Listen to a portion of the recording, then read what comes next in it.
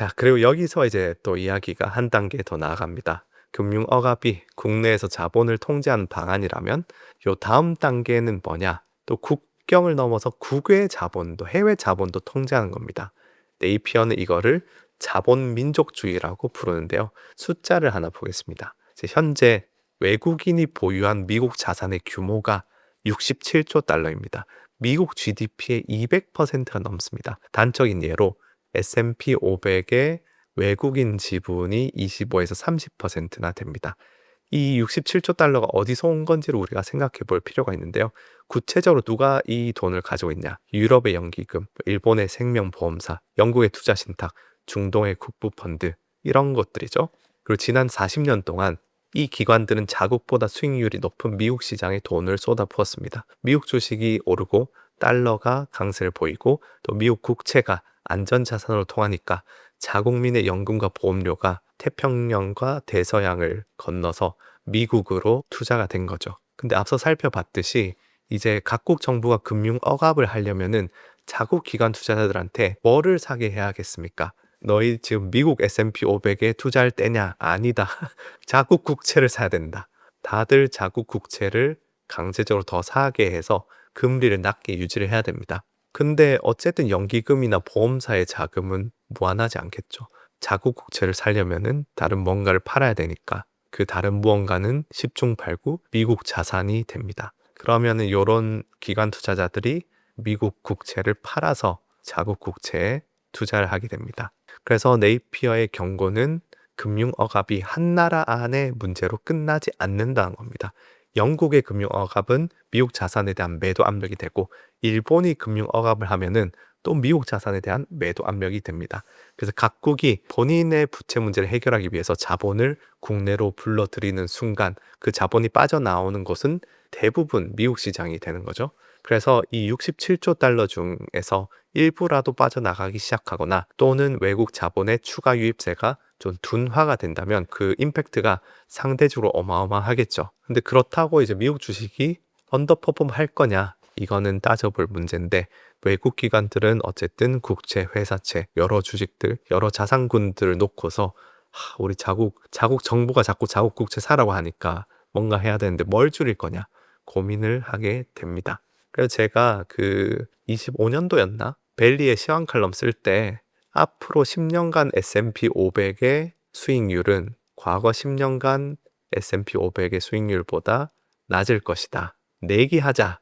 이렇게 해서 댓글로 내기를 했었는데 전 아직도 그러리라고 생각하고 있습니다. 근데 지금 제가 깜빡한 거는 실질 수익률은 반드시 낮을 거라고 생각하는데 내가 명목 수익률이라고 말을 했었나? 실질 수익률이라고 말을 했었나? 기억이 안 납니다. 명목 수익률이라면은 질 수도 있겠다. 인플레이션이 오게 되면은. 네. 어쨌든 여담이고요. 어쨌든 요지는 자본민족주의 때문에 이런 부분들이 있는데 특히 요새 트럼프의 예측하기 어려운 행보 때문에 미국 자산의 변동성이 증폭이 되고 있죠. 그래서 외국 투자자들이 계속 불안합니다. 그럼 불안하면 당연히 미국 자산을 보유하고 싶어 하지 않게 되고 이게 또 매도세로 이어질 수 있다는 부분도 네이피어가 지적을 합니다. 그래서 이에 대한 우려는 작년 4월에 관세 쇼크 때 자주 언급이 됐죠. 그래서 네이피어는 향후 10년은 미국 자산에 투자하는 것이 상대적으로 매력적이지 않을 수 있다고 평가하고요. 저랑 뷰가 똑같습니다. 그럼 어디에 투자하는 것이 좋다고 보느냐? 네이피어는 미국 바깥을 주목하는데 그건 좀 이따 더 다루도록 하겠습니다. 아무튼 핵심은 뭐냐? 정부가 원하는 산업, 정부가 필요로 하는 공공의 목적에 부합하는 곳에는 저렴한 신용이 흘러가고 그렇지 않은 곳에는 자금이 마른다는 거죠. 그래서 네이피어는 향후 10에서 15년을 내다보고 누가 저렴한 신용을 얻고 누가 배제되느냐 그걸 판단하는 것이 우리 투자자한테 굉장히 중요한 질문이라고 말을 합니다. 그럼 어떤 것이 승자가 되느냐? 재산업화, 재무장, 에너지 인프라, 로봇, 자동화 같은 분야입니다. 그리고 이제 제조업, 원자재, 방위 산업 같은 이른바 올드 이코노미에도 주목해야 한다는 이야기도 했죠. 그래서 네이피어는 특히 일본 주식을 긍정적으로 평가하는데 일본이 금융 억압을 가장 먼저 시행하면서도 동시에 기업 지배구조 개혁으로 기업 가치를 높이고 있기 때문입니다. 그리고 재밌는 거는 25년 12월에 이 팟캐스트에서 네이피어가 이런 말을 했습니다. 포트폴리오를 관리해줄 사람을 찾는다면 남아프리카인이나 브라질인을 고용하는 것이 좋다. 이 사람들은 정부가 자본 배분에 개입한 세계에서 투자하는 방법을 알고 있다. 우리가 지금 필요로 하는 스킬셋은 이머징 마켓 투자자들이 이미 가지고 있다. 이런 얘기를 합니다. 국장에서 정부의 테마가 뭐냐? 이런 것들을 열심히 봐온 사람들이 앞으로 실제로 이제 투자도 잘하게 되는 그게 이제 핵심적인 스킬셋이다. 이런 얘기를 네이피어가 하는데 반쯤은 농담이었겠지만 핵심을 찌르는 측면이 있겠죠. 지난 40년 동안 어쨌든 선진국 투자자들은 자유시장, 효율적 시장, 요게 당연한 공식이다라고 생각하고 투자를 해왔는데 앞으로의 세계는 그 정부가 규제와 인센티브를 통해서 자본의 흐름을 통제하고 그거를 어느 산업을 밀지도 이렇게 하는 부분이다. 한국도 지금 그런 측면이 있죠. 그래서 오히려 선진국에 투자하던 사람들이 이제 이머징 국가들을 배워야 한다. 이제 미국 투자자들 DCF 아니 국장으로 와서 테마를 배워라. 국장으로 와서 트럼프 방한 때 모나미 떡상하고 이런 것들을 좀 신문물을 배워서 S&P에 이제 투자를 해야 된다. 이런 얘기를 하고 있습니다. 자, 근데 여기서 또 한 가지 흥미로운 걸 짚어보겠습니다. 네이피어와 굉장히 비슷한 관점을 다른 방식의 언어로 말하고 있는 사람이 있습니다. 바로 세계 최대 자산 운용사 블랙록의 CEO인 레리 핑크입니다. 이 레리 핑크가 2025년 연례 주주 서한에서 뭐라고 했는지 보겠습니다. 이 핑크의 핵심 논거는 이렇습니다. 각국이 이 자립을 추구하고 있고 2040년까지 68조 달러의 인프라 투자가 필요한데 정부는 지금 재정 적자가 한계에 도달했고 은행 대출도 제약을 받고 있다. 그래서 민간 자본이 이 간극을 메워야 한다. 그러면서 정부는 적자를 통해서 인프라에 자금을 조달할 수 없다. 적자가 더 이상 높아질 수 없기 때문에 라고 말을 하죠. 이걸 보면 네이피어가 말한 것과 본질적으로 유사한 얘기죠. 제가 예전에 시황 다룰 때 케빈 워시 얘기할 때 레리 핑크 요것도 다뤘던 것 같은데 어쨌든 본질적으로 유사합니다. 정부가 힘에 붙인다. 근데 투자는 막대하게 해야 되니까 민간 저축 끌어와야 된다. 관점은 비슷한데 네이피어는 금융 억압, 핑크는 투자의 민주화라고 부릅니다. 이게 굉장히 상반되는 언어 같은데 사실 똑같은 말이 아닐까. 어쨌든 핑크가 제안하는 것들을 한번 보면은 핑크는 개인 저축을 인프라, 데이터 센터, 전력망 같은 국가적 목적의 투자를 유도할 수 있는 메커니즘과 인센티브가 필요하다고 말합니다. 조금 더 요 언어에 맞게 온건하죠. 인센티브를 줘서 사람들이 일로 투자하도록 해야 된다. 그러면서 토큰화를 통해 일반 개인 투자자까지 인프라와 프라이빗 크레딧의 매수자로 편입시키겠다는 구상을 제시하는데요. 그러니까 인프라 같은 거는 굉장히 거대하기 때문에 거대 기관들만 여기에 투자하고 요거를 살 수 있었는데 요거를 잘게 쪼갠 조각 투자 한마디로 그런 걸 해서 개인들도 요런 거에 투자할 수 있도록 해야 된다. 그러면서 이제 미래에는 토큰화된 펀드가 ETF만큼 익숙한 존재가 될 것이라고 합니다. 참고로 요거는 개인적인 이해관계도 좀 얽혀 있는데 요 블랙록이 요 토큰화 요런 쪽이 굉장히 앞서서 준비하고 있는 걸로 저는 알고 있습니다. 그래서 핑크의 메시지는 이거죠. 어쨌든 데이터 센터 같은 거대한 어떤 프로젝트는 이전까지 거대 자본으로만 가능했는데 개개인이 가진 자본들을 모아가지고 이런 걸 구축하자. 그럼 국가한테도 기회고 개인 투자자한테도 기회다. 그런 얘기를 합니다. 그래서 요거를 네이피어의 관점에서 보면은 정부가 감당할 수 없는 투자를 민간 저축으로 이전하는 구조죠. 실제로 미국에서는 이 트럼프 행정부가 401k 그러니까 미국인들의 연금 펀드인데 요거를 이제 사모펀드나 그런 비트코인 그런 대안 자산에 투자할 수 있도록 하는 방안을 검토를 하고 있습니다. 이걸 핑크는 개인 투자자들한테 기회를 열어주는 거라고 말을 하는데 동시에 이제 정부 입장에서는 이 은퇴 자금이라는 거대한 그 저축 풀을 인프라 시장, 사모 시장으로 유입시키는 통로를 열어주는 거기도 하겠죠. 이 과정에서 블랙록은 중개 서비스에 대한 수수료를 이제 확보할 수 있기 때문에 이해관계가 좀 맞물려 있다라고 말씀드리는 거고. 그래서 좀 여담이긴 한데 최근 몇 년 동안 GIP라고 하는 세계 최대의 인프라 투자사, 또 프리퀸이라고 하는 프라이빗 마켓 데이터 회사, 또 HPS 인베스트먼트 파트너라는 프라이빗 크레딧 회사를 이 블랙록이 연달아서 계속 인수를 했습니다. 그래서 이 분야의 역량을 공격적으로 강화를 해왔죠. 그러면서 엔비디아랑도 AI 인프라 파트너십 직접 언급하기도 하고. 자, 어쨌든 여기까지가 네이피어의 프레임워크였고요. 정리를 한번 해보면은 부채가 너무 많다. 줄이는 방법은 5가지였고 그 4가지들은 다 AI를 통한 성장 빼고는 녹록치가 않았고, 5번째 금융 억압이 되게 중요하다. 금융 억압이 뭐냐? 인플레보다 금리를 좀 낮게 해서 실질 금리를 마이너스로 해서 부채를 녹이는 방법인데, 이게 작동하려면은 정부가 금융 시스템을 통제하고 인센티브를 좀 제공해야 된다. 이런 조치들이 국내에선 자본 배분으로, 국제에서는 자본 민족주의로 확대가 된다. 그리고 이 전체 과정을 국가 자본주의 아래 금융 억압이라 부른다. 그리고 이것은 최소 15년 이상 지속될 가능성이 높다. 이런 말을 합니다. 자, 그게 이제 네이피어의 프레임워크였고요. 그럼 한국 투자자한테 이 프레임은 무엇을 의미하는가? 이게 한국 투자자들 우리한테도 생각해 볼 거리를 많이 주는데요. 네이피어의 관점에서 본다면 한국 정부의 최근 정책 방향도 흥미로운 해석이 가능합니다. 지금 부동산으로 향하던 자금을 규제로 억제하는 한편 산업금융 확대 그리고 자본시장 개혁을 통해서 이 자금을 주식시장과 산업투자 쪽으로 유도를 하고 있죠. 이건 네이피어가 말하는 자본 재배치의 한국 버전이다. 그렇게 이제 읽을 수가 있습니다. 물론 이제 네이피어가 강조하는 은행 중심의 조정과 정확히 같지는 않은데, 한국은 은행보다는 제도 개편을 통해서 자본시장을 키우는 방식을 택하고 있죠. 근데 어쨌든 자본의 그 물기를 정부가 의도적으로 트고 있다는 구조적 측면에서는 유사한 방향성이 관찰이 됩니다. 특히 이제 네이피어는 제조업, 원자재, 방위산업 같은 올드 이코노미가 재산업화와 재무장 흐름 속에서 반사이익을 얻는다는 점을 강조했는데, 마침 한국이 반도체, 조선, 방위산업에서 글로벌 경쟁력을 가진 국가라는 점에서 네이피어의 프레임워크에 굉장히 잘 부합을 하죠. 그래서 어찌 보면은 이 60년대나 70년대 한국에서 저축으로 정부가 은행에 자본을 몰아주고 재벌과 대기업의 성장 동력으로 썼다면은, 지금은 이제 정부가 주식시장을 부양시키고 선진화시키면서 직접적으로 기업들의 시총을 증가시키고 국가, 금융, 산업, 경쟁력을 강화하는 방식이라고 생각할 수 있겠습니다.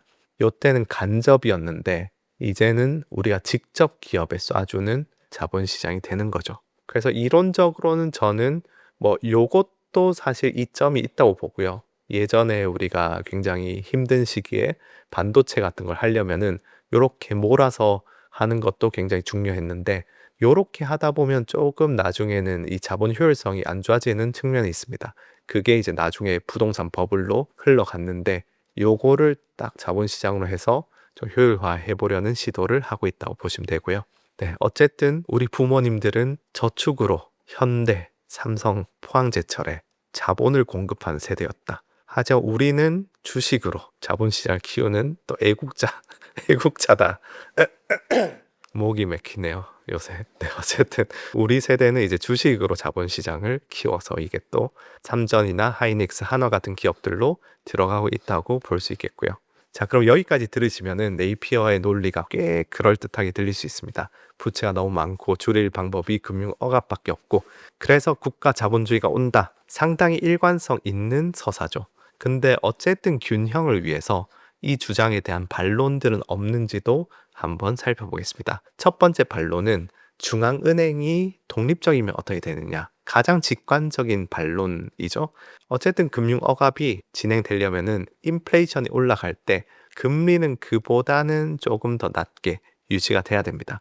근데 중앙은행 파월이 트럼프 행정부부터 난 독립이야, 양대 책무를 지킬 거야 하면서 금리를 팍 올려버리면은, 그러면 안 되겠죠.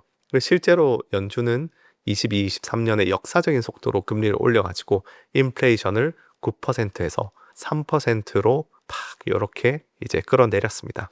이러면 금융 억압 자체가 성립이 안 되는 거죠. 그래서 네이피어는 이 반론에 대해서 한 사람을 소환합니다. 바로 아서 번지입니다. 이거 글로벌 매크로 실전편 보신 분들은 다들 아시죠? 그 아서 번지입니다. 이 70년대 연준 의장을 지낸 사람이고요. 이 79년 9월 번즈가 베오그라드에서 열린 그 야콥슨 재단 강연에서 중앙은행의 고뇌라는 제목의 연설을 합니다. 이 연설의 핵심이 뭐냐면, 연준은 인플레이션을 끝낼 힘이 15년 전 그 당시에도 있었다.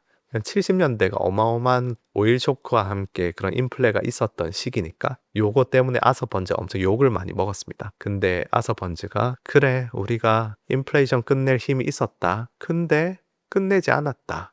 왜냐? 그렇게 하려면 극적인 긴축이 필요했고 그 긴축은 대량 실업을 초래할 것이기 때문이죠. 물론 이거는 중앙은행 본인이 물러나고 나서 한 얘기니까 좀 걸러들을 필요는 있겠죠. 약간은 사후적인 변명 같은 뉘앙스가 있을 수 있어서 번즈가 충분히 정치적으로 행동했기 때문에 좀 자기 옹호를 했다고 볼 수 있는데 어쨌든 인플레이션을 잡는 게 중앙은행 입장에서 정치적으로 이게 쉬운 결단은 아니라는 것을 귀담아 들을 필요가 있습니다. 특히 국력의 강화가 시대적인 요청이 되고 그것을 위해서 정부가 나서야 한다는 필요성이 계속 강해질 때에는 긴축이 점점 어려워지겠죠. 지금 우리는 냉전에서 이겨야 된다. 근데 매국노 파월이 금리를 자꾸 올리면서 금리를 안 낮춰준다. 이게 지금 트럼프가 막 계속 압박하는 그 레토릭이고 그거에 막 흔들리고 있긴 하죠, 실제로. 그리고 실제로 연준 의장도 이제 바꾸려고 하고 있고.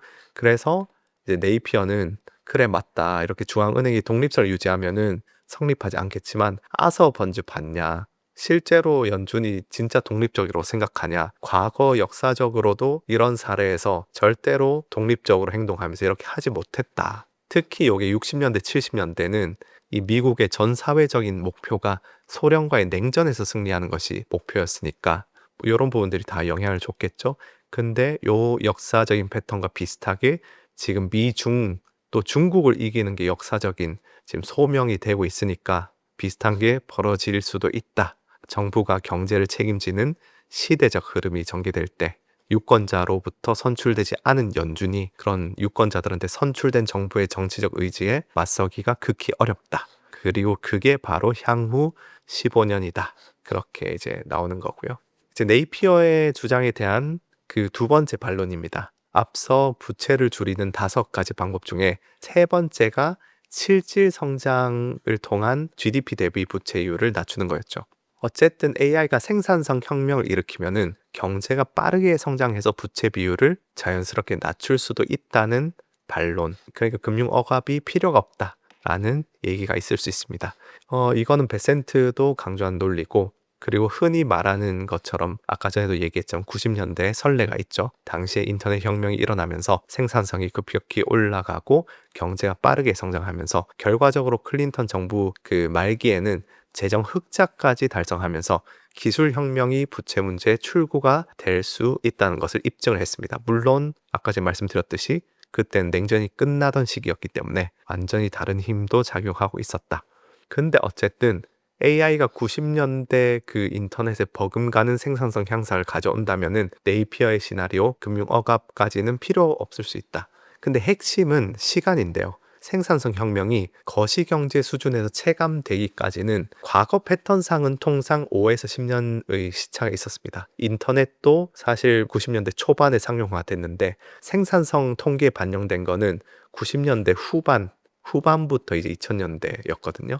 근데 문제는 부채는 지금 이 순간에도 하루 72억 달러씩 늘어나고 있다는 겁니다. 이 AI의 생산성 효과가 본격화되기 전에 부채 증가 속도가 효과를 압도한다면 네이피어 시나리오가 먼저 작동할 가능성도 배제할 수가 없겠죠. 근데 뭐 이렇게 말하니까 마치 우리가 네이피어의 시나리오를 되게 기다리는 것처럼 느껴지는데 뭐 이게 이루어져서 사실 자연스럽게 부채 비율이 낮아지는 게 가장 모두에게 좋겠죠. 그 다음 세 번째 반론이 있습니다. 세 번째 반론. 글로벌 경제에서 자본 통제가 가능한가입니다. 네이피어가 말하는 그 금융 억압은 결국은 자본의 이동을 통제해야 작동합니다. 연기금한테 야 너희 자국 국채 사 아니면 매국노 매국노 프레임을 씌워서 자국 국채 사라고 강제하고 해외 투자 해외 투자한다 매국노 그래서 해외 투자 제한하고 환율 관리하고 그렇게 자본 이동을 통제를 해야지 금융 억압이 작동을 할 수가 있습니다. 근데 2차 세계대전 이후 아까 전에 39에서 79년 그 시기에는 금융 억압이 있었다고 했죠. 근데 그 시기와 지금은 결정적으로 다른 점이 당시에는 자본이 그 국경을 넘는 것 자체가 좀 어려웠습니다. 브레튼 우즈 체제 하에서 자본 이동이 어쨌든 그 당시에는 제도적으로 되게 제한돼 있었기 때문이죠. 근데 지금은 자본이 클릭 한 번으로 전 세계를 아주 이동을 해버리죠. 금융 국경이 사실상 없는 세계입니다. 이런 환경에서는 자본 통제가 현실적으로 좀 어렵다. 그리고 월가의 또 막대한 경제 권력과 정치 권력을 생각해 보면은 어쨌든 이런 통제를 한다는 게 월가의 이익에 반하는 건데 이게 될까? 그런 생각도 있겠죠. 근데 뭐 이런 부분에 대해서 물론 전면적인 자본 통제는 그래도 미국이 민주주의 국가인데 실현 가능성이 낮다. 하지만 부분적인 자본 통제는 이미 실제로 시작되고 있기는 합니다. 뭐 트럼프의 관세 정책도 어떻게 보면은 자본 통제라고 할 수 있죠. 또 각국 정부들이 연기금 투자를 정부의 입맛에 맞는 방향으로 지금 조금씩 규제를 하고 있습니다. 그래서 네이피어의 시나리오대로 자본 통제가 완벽하게 된다 하는 거는 좀 과도하겠지만 자본 이동에 대한 마찰이 점진적으로 높아지기는 할 것이다. 그 정도로 우리가 이해를 해볼 수 있겠습니다. 그리고 그 과정에서 월가 등 기존 이해 관계자들과의 타협이 어떻게 형성되는지도 중요한 관전 포인트겠죠. 아무래도 그런 월가한테 뭔가를 또 안겨줘야지 이들도 이런 것들 규제를 또 받아들일 가능성이 있습니다. 그 다음 네 번째 반론, 마지막 반론인데 이거는 네이피어 본인도 인정하는 반론입니다. 국가가 자본 흐름을 통제하면은 필연적으로 자본이 오배분될 수 있습니다. 시장이 아니고 정치가 투자 결정을 하기 때문이죠. 그래서 네이피어가 이거는 직접 든 사례도 있는데요. 50년대부터 70년대 영국에서 당시 영국 정부가 석탄 산업, 브리티시 레일랜드 자동차, 콩코드 초음속 여객기 같은 프로젝트에 막대한 자본을 투입했습니다. 근데 결과는 전부 실패였습니다. 석탄 산업 쇠퇴했고 브리티시 레일랜드 파산했고 콩코드는 상업적으로 실패했습니다. 전형적인 자본 오배분이죠. 그런데 네이피어의 포인트는 이겁니다. 결국은 왜곡이 드러나긴 했지만 그 왜곡이 드러나기까지 상당한 시간이 걸렸다는 거죠. 그래서 투자자 관점에서 보면은 정부가 특정 산업에 자금을 쏟아붓는 그 초기 단계에는 어쨌든 이게 나중에는 이렇게 5배분일 수는 있어도 이게 정부가 민다. 그럼 초기 10에서 15년은 같이 거의 다 투자하는 것이 수익을 낼 수 있지 않겠느냐 이렇게 얘기를 하는 거고요. 그래서 네이피어는 지정학 경쟁과 국가 안보라는 명분이 있는 한 그 왜곡이 드러나기까지 계속 여기다 부을 수 있다. 상당한 시간이 걸릴 수 있다고 봤습니다. 자, 그래서 네이피어의 프레임워크는 현재 관찰되고 있는 추세들, 부채 증가, 재정 확장, 산업 정책 강화, 자본 이동에 대한 마찰 증가 이런 것들을 설명하는데 굉장히 유용한 렌즈입니다. 물론 아까 전에 봤듯이 반론의 여지도 있지만 네이피어가 정확히 옳은 소리를 하고 있는가를 묻기보다는 우리가 네이피어 렌즈를 좀 유용하게 우리의 투자에 쓸 수 있는가를 묻는 것이 더 생산적이지 않겠습니까? 그래서 이게 유용한가를 물으신다면은 확실하게 그렇다고 말씀을 드릴 수 있습니다. 자, 그래서 중요하죠. 그래서 뭐 사야 되냐? 네이피어한테 그래서 뭐 사요? 물어보겠습니다. 네이피어가 여기에 대해서 포트폴리오 방향성을 친절하게 제안을 해주는데요. 채권에 대해서는 극히 부정적입니다. 그리고 미국의 대형 성장주, 특히 밸류가 많이 높아진 기술주에 대해서도 좀 비관적으로 보고 있습니다. 이 네이피어가 26년 3월에 얼마 안 됐죠? 지금 지난달에 뉴욕 컨퍼런스에서 이렇게 말했습니다. 66년도부터 82년까지 그러니까 지금과 가장 유사한 시기에 채권을 들고 있으면은 큰일 났다. 절대로 안 됐다. 그리고 니프티 50, S&P 500도 그때 들고 있어서는 안 됐다. 실질 기준으로 부를 보존한 유일한 자산은 밸류 주식이었다. 밸류 주식을 사라. 기업들이 이제 리쇼어링을 하면서 그 수혜를 받는 기업들이 대부분 이런 밸류 영역에 있다. 그리고 이 기업들은 인프라와 방위 산업에 투자가 집중되면서 밸류 주식에서 성장주로 전환될 수도 있다. 이렇게 덧붙였습니다. 그래서 채권 굉장히 부정적, 밸류 주식에 집중을 해라. 그렇게 얘기하면서 요 미국 대형 성장주가 비관적으로 이제 보이는데 그 이유가 중국의 환율 조작, 그에 기반한 미국채 매수세에 크게 의존하고 있다고 봤습니다. 이 무슨 뜻이냐? 94년 이후에 중국이 위안화를 달러에 고정을 했죠. 고정하면서 중국과 아시아 국가들이 대규모로 달러를 매입하고 또 미국 국채를 사들였습니다. 이것이 이제 미국의 금리를 인위적으로 낮췄고 아까 전에 했던 얘기죠. 할인율과 성장률 사이의 격차를 비정상적으로 벌려놓으면서 성장주가 탄력을 받게 되었다는 이야기입니다. 제가 복잡하게 말씀드렸지만 이렇게 우리가 현금 흐름을 보면은 예를 들어 가치주는 뭐 이렇게 현금 흐름이 좀 안정적이고 성장주는 오히려 마이너스거나 하는데 미래 엄청난 현금 흐름을 이제 가져다 줄 뭐 우주나 굉장히 미래지향적인 어떤 업체가 있다 해보겠습니다. 성장주. 우리가 이 주식의 적정 주가를 계산하려고 할 때 할인율은 미래의 현금 흐름이 현재 가치로 얼마가 되느냐를 지금 다 할인해가지고 더한 게 적정 주가라고 할 수 있죠. 예를 들어서 지금 뭐 이자가 3%다. 그러면은 1년 후에 100달러 받을 거는 지금 대충 97달러로 계산을 해야 될 거고 2년 후에 100달러 받을 거는 지금 대충 한 뭐 94달러 대충 계산하면은 그 정도 해서 요 1년 후에 100달러, 2년 후에 100달러 받을 게 있다면은 3%가 할인율이라고 하면은 요렇게 할인해서 다 더하면은 191달러가 요거의 적정 가치다 이렇게 계산이 되는데요. 할인율이 굉장히 요런 기제로 인해서 되게 낮아져 있을 때, 금리가 낮을 때는 할인율이 낮기 때문에 굉장히 미래에 있는 이 현금 흐름이 굉장히 크게 반영이 됩니다. 그래서 성장주들이 그 2021년 그런 제로금리 시기에 4차 산업혁명, 아크 인베스트 이런 것들이 폭등을 한 거고요. 반면에 이 제로금리의 수혜를 요런 가치주들은 많이 못 받았죠. 근데 지금 요 낮은 금리를 가능하게 했던 요소들이 지금 깨지고 있다. 깨지고 있기 때문에 지금 요런 기술주, 성장주들이 이제 무너질 거다. 요런 얘기를 하고요. 그러면은 요렇게 되면은 어디에 투자해야 되느냐? 거기에 대해서 지역적으로는 세 군데를 꼽습니다. 영국, 일본, 이머징입니다. 근데 사실 영국, 일본, 이머징이면은 미국 빼고 다 투자하라는 말처럼 전 들리는데 뭐 러시아에 투자할 것도 아니고 어쨌든 영국, 일본, 이머징이라고 얘기를 하고요. 왜 이렇게 세 개를 꼽느냐? 우선은 영국 같은 경우에는 네이피어는 영국이 지난 15년 동안 민간 부문이 어쨌든 공격적으로 부채를 좀 줄여왔다는 점에 주목을 합니다. 기업과 가게가 허리띠를 졸라매고 빚을 갚아온 거죠. 그래서 이 디레버리징이 경제 성장을 좀 눌러왔는데 그 과정이 이제 영국에서 거의 끝나가고 있는 것 같다. 그런 그 가게 쪽의 디레버리징이 끝나고 부채 축소가 멈추면은 이쪽의 성장이 돌아올 거다라는 논리고요.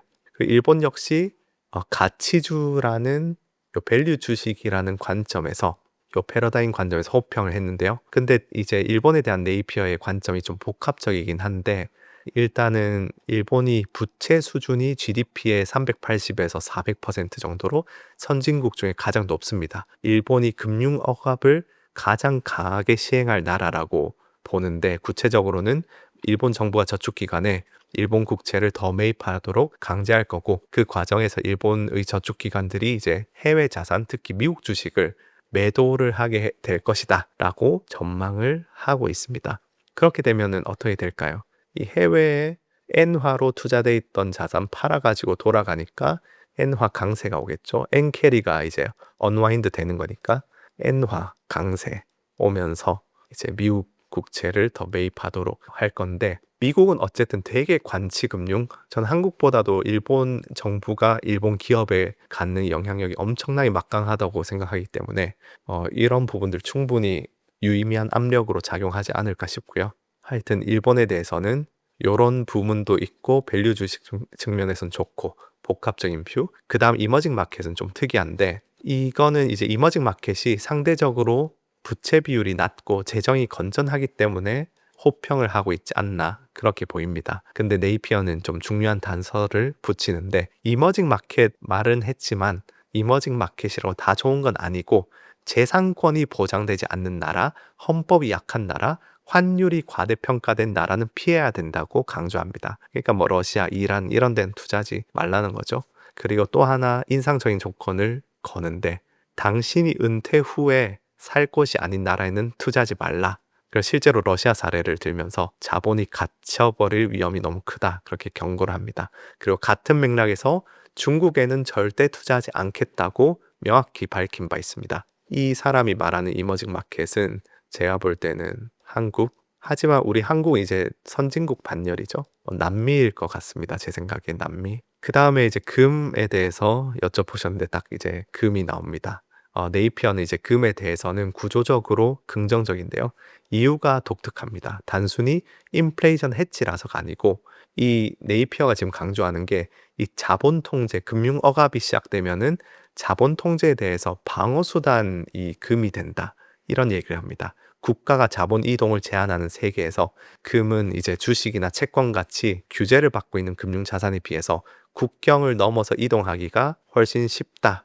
뭐 이런 얘기를 하는데 저는 이게 금이 국경 이동이 자유로운지는 잘 모르겠긴 하지만 어쨌든 이런 얘기를 합니다. 근데 매크로적으로 지금까지 네이피어가 말했던 얘기들, 금융 억압이라는 게 인플레이션 높게 하고 금리를 낮춰가지고 실질 금리는 마이너스로 찍는 거면은 제가 언제나 말씀드리듯 금의 어떤 가격 수익률은 통계적으로 분석해 보면 80%가 실질 금리의 역으로 움직이는 그런 상관관계를 가지고 있습니다. 실질 금리가 마이너스가 되면은 금은 굉장히 좋은 그런 상황이기 때문에 지금까지 네이피어가 해왔던 얘기들을 보면은 무조건 뭐 금에 대해서 우호적인 시각을 가질 수밖에 없는 뷰다. 그렇게 볼 수 있겠습니다.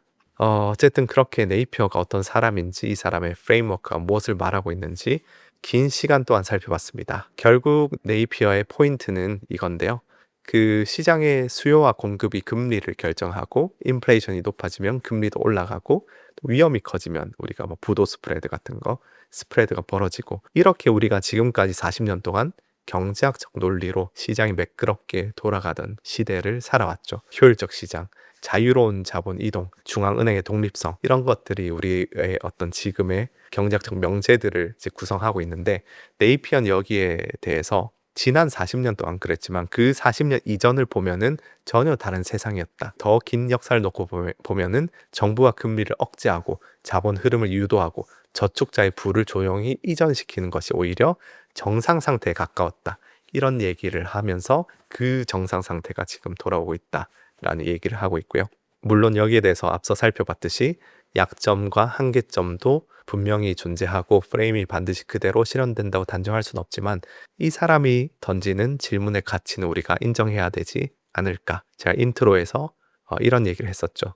금리는 시장이 결정한다.